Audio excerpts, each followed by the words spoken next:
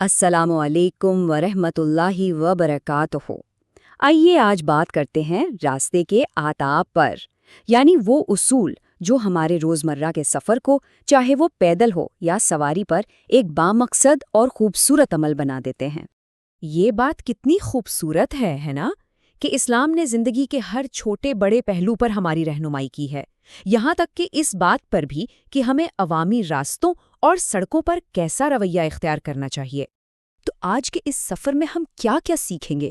ہم بات کریں گے سفر کے مقصد کی، پھر دیکھیں گے کہ پہلا قدم اٹھانے سے پہلے کیا کرنا ہے، چلنے کا صحیح طریقہ کیا ہے، راستے کے ہم پر کیا حقوق ہیں، اور آخر میں ہماری مشترکہ ذمہ داریاں کیا ہیں۔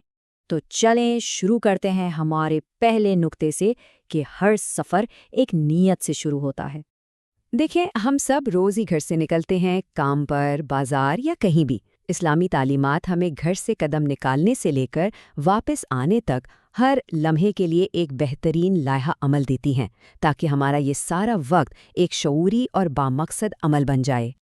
اچھا، تو جب ہم سفر شروع کرتے ہیں تو سب سے پہلا قدم کیا ہونا چاہیے؟ آئیے دیکھتے ہیں۔ ہمیں یہ سکھایا گیا ہے کہ گھر سے نکلنے سے پہلے ایک خاص دعا پڑھیں۔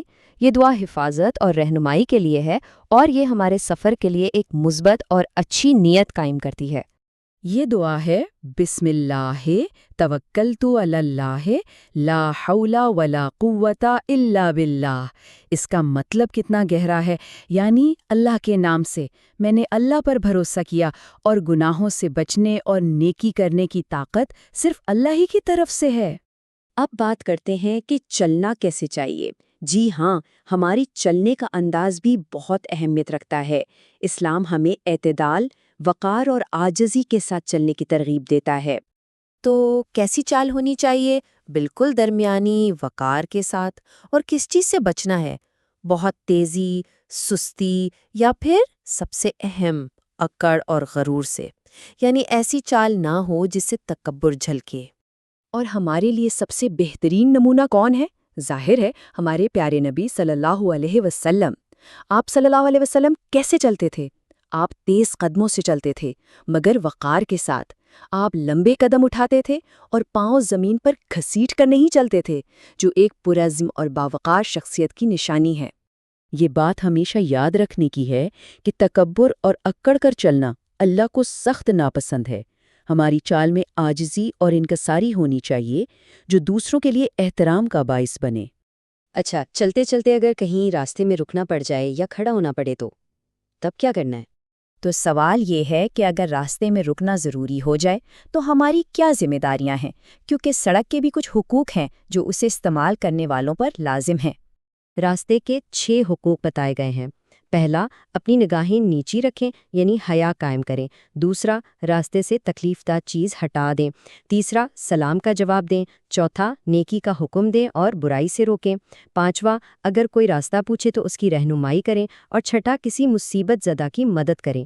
یہ 6 نکات ایک عام سے رکنے کو بھی عبادت اور خدمت کا موقع بنا دیتے ہیں۔ اور آخر میں بات کرتے ہیں اس مشترکہ ذمہ داری کی جو ہم سب پر عائد ہوتی ہے، کیونکہ راستہ ہم سب کا ہے۔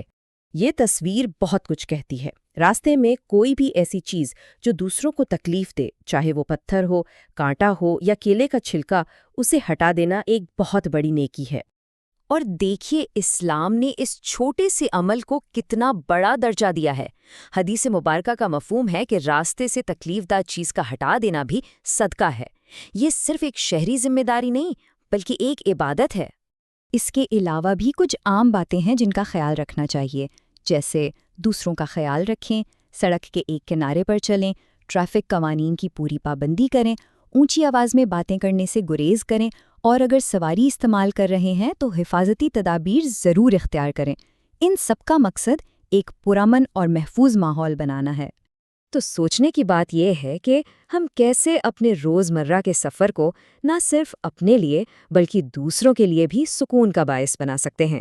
ان آداب کو اپنا کر ہماری ایک عام سی چہل قدمی بھی عبادت، سوچ بچار اور معاشرے کی خدمت کا ذریعہ بن سکتی ہے۔